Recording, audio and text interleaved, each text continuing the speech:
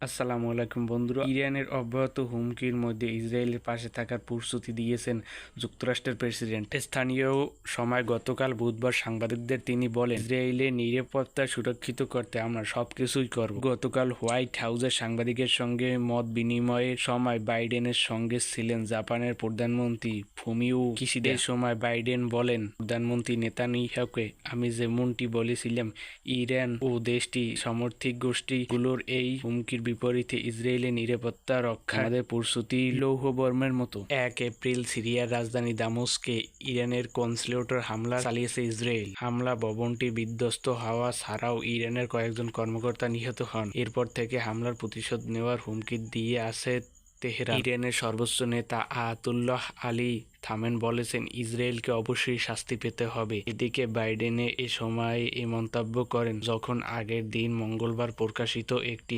সাক্ষাৎকারে তিনি ফিলিস্তিনে গাজা ইসরায়েলের যুদ্ধ কৌশল সমালোচনা করেছিলেন। একই সঙ্গে উপত্যকাটি যুদ্ধবিরতির জন্য নেতানিয়াহুকে প্রতি আহ্বান জানিয়েছেন। বাইডেন বলেন, আমি মনে করি তিনি ভুল করেছেন। ভুলের শাস্তি ইসরায়েলকে পেতে হবে বলেন থামিনি। গত 7 অক্টোবর থেকে গাজায় হামলা চালাচ্ছে ইসরায়েল। এতে উপত্যকাটি 33,000-এর বেশি ফিলিস্তিনি নিহত হয়েছে। হামলার শুরু থেকে ইসরায়েলকে সমর্থন দিয়ে এসেছে যুক্তরাষ্ট্র, অস্ত্র সহায়তা করেছে। এর পাশাপাশি গাজায় যুদ্ধবিরতির চেষ্টায় তৎপর হয়েছে বাইডেনের সরকার। উপত্যকাটির দক্ষিণে রাফা এলাকায় ইসরায়েলের সম্ভাব্য হামলার বিরোধিতাও করেছে